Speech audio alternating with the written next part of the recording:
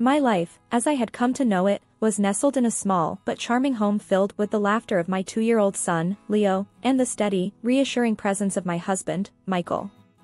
I was 31, a former career woman who had climbed the corporate ladder faster than most. My journey had begun in a large company where I first met Michael. He was a junior member of my team back then, bright and ambitious, but still finding his footing. Our story was not the typical office romance. I was his superior, a fact that made our initial interactions cautious and professional. I remember the first project we worked on together. His ideas were fresh, his approach unconventional. It intrigued me. After hours, we'd often find ourselves last to leave the office, our discussions spilling over from work to life, dreams, and aspirations. It was during one of these late evenings, under the dim lights of the empty office, that our relationship took a turn. Michael, with a hesitancy that was uncharacteristic, had asked me out for coffee. "It's just coffee, as colleagues," he had said. But we both knew it was more. Fast forward through a year of discreet dates and stolen moments, we got married. It felt like a whirlwind, yet perfectly natural. Our wedding was a simple affair, just close friends and family. The highlight was when Michael, in his vows, promised not only to love and cherish me but to always respect and support my ambitions. When Leo came into our lives, everything changed. I made the decision to step away from my career to focus on our son. It wasn't an easy choice, but holding Leo for the first time, I knew it was what I wanted. Michael supported me through it all, his own career steadily advancing as he stepped into more prominent roles at work. Our home became a reflection of our new life. The walls, once lined with my various awards and accolades, now held family photos and Leo's artwork. The spare room, which was once my home office, transformed into a nursery, painted in soft pastels. Despite the joy and fulfillment motherhood brought, there were moments when I missed my career. I missed the challenges, the sense of achievement, and even the office politics. I often found myself reminiscing about my professional accomplishments, wondering what could have been if I had stayed. Michael, aware of my inner turmoil, would often encourage me to consider going back. "You were amazing at what you did, Anna. Leo's growing, and maybe it's time for you to reclaim that part of yourself," he would say. One such evening, as I was preparing dinner, Michael came up behind me, wrapping his arms around my waist. "Have you thought more about going back to work?" he asked, his voice soft. I turned off the stove and leaned back into him. "I have, but I'm not sure, Michael. It's not just about me anymore. We have Leo to think about." He kissed the top of my head. "We'll figure it out together. We always do." The sun was just starting to set, casting a warm glow through the kitchen window as I prepared dinner. Leo was playing with his toys in the living room, occasionally letting out a cheerful laugh. It was a typical evening, or so I thought, until my phone rang, displaying a name I hadn't seen in a while, Mr. Thompson, my former boss. Curious, I answered, "Mr. Thompson? This is a surprise. How can I help you?" "Anna, good to hear your voice. I have a proposition for you," he said, his tone hinting at something important. "Oh, what kind of proposition?" I asked, stirring the pot on the stove. "We're looking for a new head of the department. Your name came up, and I immediately thought of you. Would you be interested in coming back?"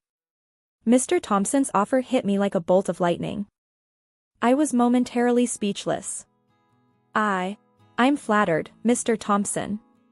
But I need to think about it." "Of course, take your time. But remember, we'd love to have you back," he replied. As I hung up, my mind raced with possibilities. Returning to work, leading a department, it was a dream opportunity. But as Michael walked in, his face tired from a long day at work, I felt a pang of uncertainty. "Who was that on the phone?" Michael asked, peeling off his jacket. "It was Mr. Thompson.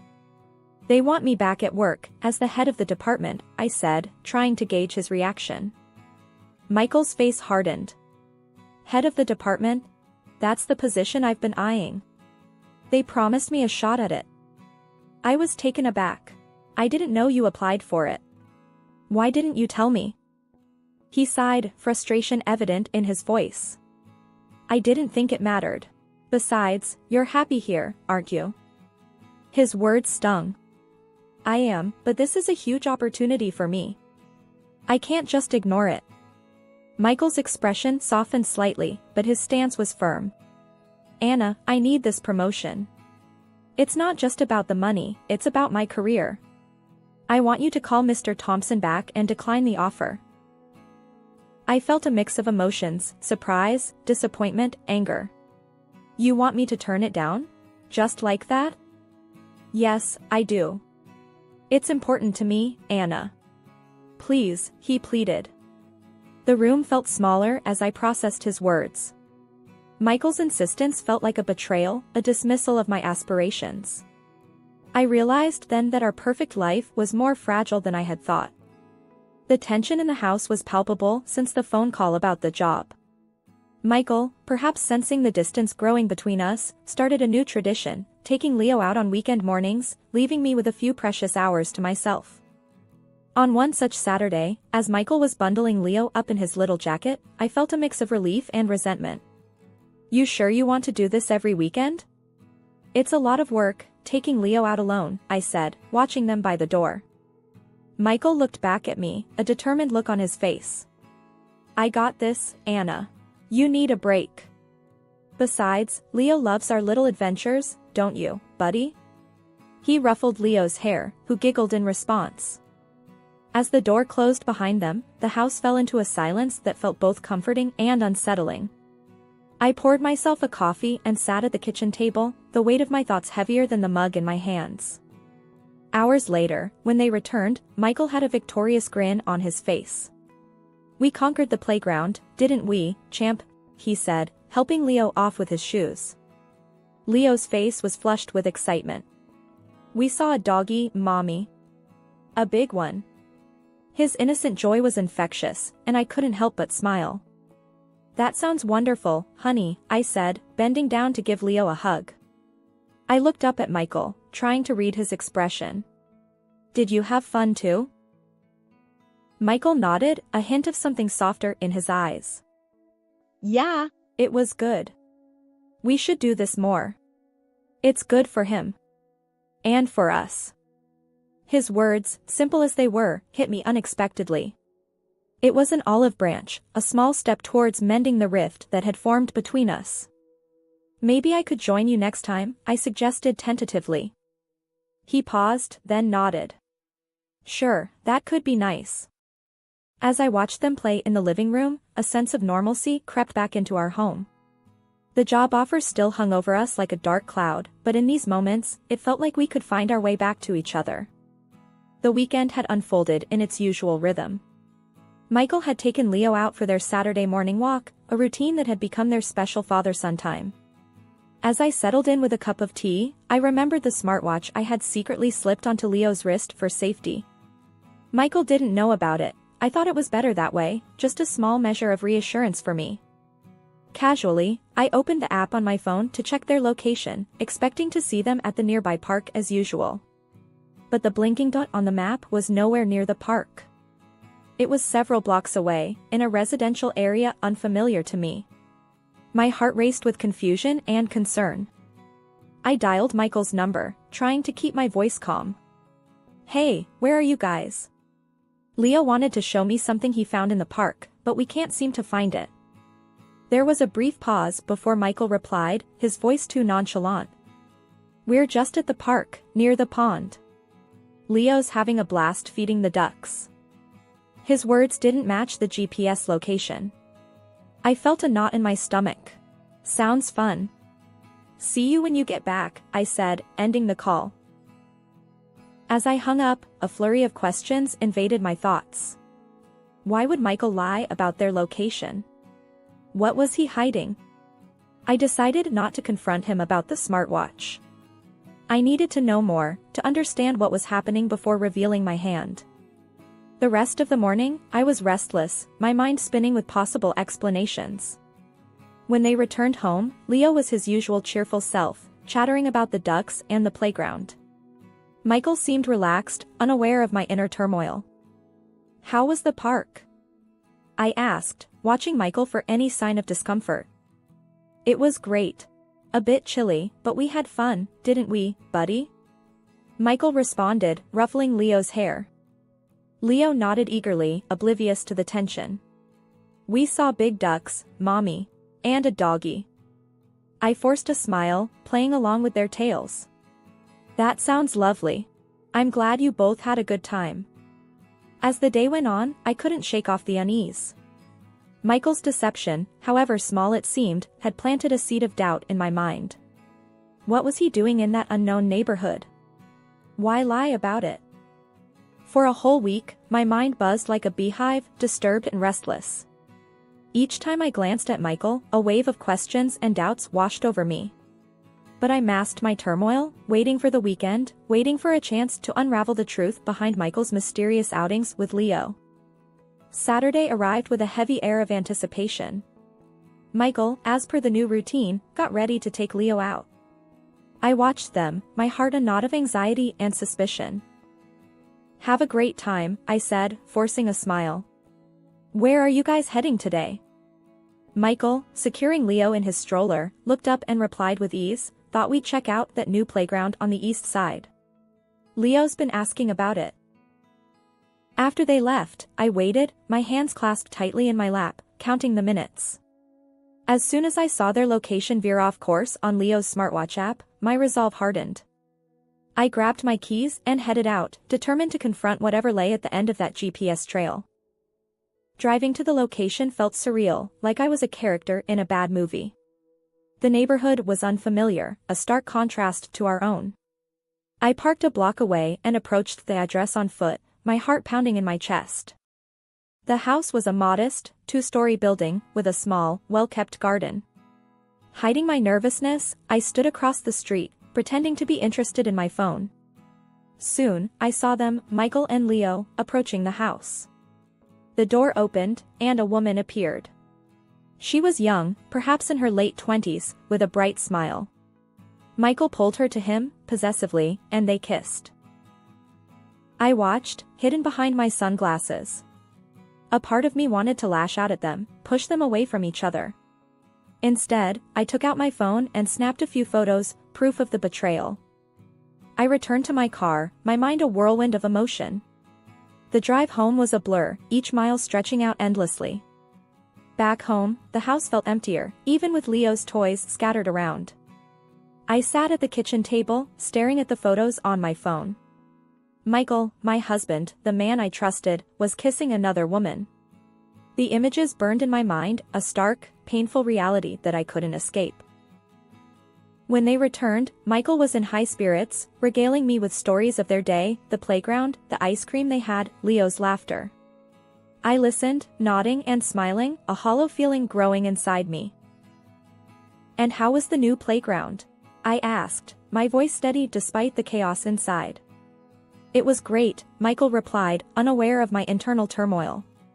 Leo made a new friend, and they played on the slides for ages. Monday morning arrived with a sense of urgency I hadn't felt in a long time. As I watched Leo play, a plan formed in my mind. It was time to reclaim a part of myself that I had put aside. Once Leo was settled with his toys, I stepped into the other room and dialed Mr. Thompson's number. My heart raced as the phone rang. Mr. Thompson, it's Anna. I've thought about your offer, and I'd like to accept the position of department head, I said, my voice steady but filled with resolve. That's fantastic news, Anna. We're thrilled to have you back on board, Mr. Thompson's voice boomed with enthusiasm. After the call, I felt a mix of excitement and apprehension. I had taken the first step towards a new chapter in my life, one where I wasn't just a wife and mother, but also the professional I used to be. The day passed slowly, the weight of the impending confrontation with Michael heavy on my mind. When he finally came home that evening, his mood was off. He slammed the door a bit harder than usual and threw his keys on the table. Anna, we need to talk. Why did Thompson call me today saying you took the job? The job that was supposed to be mine? His voice was laced with anger and disbelief. I took a deep breath, meeting his gaze. I did take the job, Michael. It's time for me to get back to my career. Your career? What about our agreement? What about our family? He shot back, his voice rising. Our family will be fine. This is about me, Michael. I need this. My words were firm, unyielding. Michael laughed bitterly. You need this? What about what I need? What I've been working towards? I stared at him, the betrayal and pain I had felt over the past weeks boiling to the surface. What about what you've been doing, Michael? Behind my back? His laughter stopped, replaced by a confused scowl. What are you talking about? I pulled out my phone and showed him the photos I had taken. I know about her, Michael. I've seen you with her. His face paled as he looked at the photos, his anger dissolving into a mix of shock and guilt. Anna, I can't explain. No, Michael. I don't want to hear it. Not now. I cut him off, my voice shaking with emotion. You've broken our trust, and now I need to focus on myself and Leo. The decision to file for divorce, though heart-wrenching, was driven by a deep sense of betrayal and the need for justice. Armed with irrefutable evidence of Michael's infidelity, I stood my ground in the courtroom, demanding appropriate compensation and alimony. Michael fought fiercely, contesting every claim, every penny, as if trying to salvage his pride. The legal battle was draining, emotionally and mentally. But I remained resolute, bolstered by the knowledge that I was fighting not just for myself, but for a fair future for Leo and me. The court, recognizing the weight of the evidence, ruled in my favor. It was a bittersweet victory. The repercussions of our publicized divorce extended beyond the personal to the professional. The scandal of Michael's affair, once private, became a public spectacle. It wasn't long before the company we both worked for was embroiled in the controversy. Unable to weather the storm, they let Michael go. I remember the day he confronted me about it. His anger was palpable, his words sharp with blame. Are you happy now, Anna? I've lost my job because of this mess, he exclaimed, his voice tinged with bitterness. I met his gaze, my own resolve unwavering. You brought this on yourself, Michael. You made your choices, and now you're facing the consequences. He scoffed, shaking his head. I can't believe how cold you've become. You're just sitting pretty while I have to scrounge for a lesser-paying job. His words stung, but I didn't let them sway me. This isn't about revenge, Michael. It's about doing what's right. It's about justice for what you did to our family. Our relationship, post-divorce, was anything but amicable. Michael's resentment towards me only grew with each alimony payment, with every job application that led nowhere. And while I took no pleasure in his struggles, there was a part of me that felt vindicated. Justice, in its own way, had been served. Life after the divorce felt like walking on unfamiliar terrain. Each step was cautious, yet with every passing day, I grew more confident in my new role as a single mother and a professional woman reclaiming her career. One crisp morning, as I was getting Leo ready for school, he looked up at me with his big, curious eyes. Mommy, are you okay? You seem different. I knelt down to his level, brushing his hair back. I'm more than okay, Leo. I'm strong, and we're going to be just fine. He smiled, that pure, innocent smile of a child. I think you're like a superhero, Mommy. Like in my comics. I chuckled, hugging him close. Well, every superhero needs a sidekick, right? How about you be mine? Leo nodded enthusiastically, his laughter filling the room. It was moments like these that reminded me of the resilience and joy that still existed in our world, despite the shadows of the past. At work, I found myself diving into projects with a vigor I hadn't felt in years. My colleagues noticed the change too. One day, my coworker, Jenna, commented on it during lunch. You seem different, Anna. More, I don't know, alive? Jenna observed, stirring her coffee. I smiled, sipping my tea. I feel like I've finally woken up, Jenna. Like I'm seeing things clearly for the first time in a long time. Jenna smiled back. Well, it suits you. Keep it up, boss lady. Life wasn't without its challenges, though. Michael and I had minimal contact, only speaking when necessary for Leo's sake. Our conversations were brief, to the point, and often tense. On one such occasion, as we discussed Leo's upcoming parent-teacher conference, Michael's frustration was evident. "I can't make it to the meeting, Anna. I have to work," he said curtly over the phone. I took a deep breath, keeping my tone neutral. "That's fine, Michael. I'll handle it. Leo's doing great in school, by the way." There was a pause. "Thanks, Anna. Let me know if there's anything really important." As the days turned into weeks, and weeks into months, I found solace in the small victories and joys of everyday life. Leo's laughter, the satisfaction of a job well done, the support of friends and family, these were the things that now defined my days. I realized that moving forward wasn't about forgetting the past, but about learning from it, growing stronger because of it. It was about building a new life on my own terms, filled with hope, resilience, and the promise of new beginnings. As I looked at Leo, growing taller and more confident each day, I knew we were on the right path. Together, we were moving forward, stepping into a future that was ours to shape.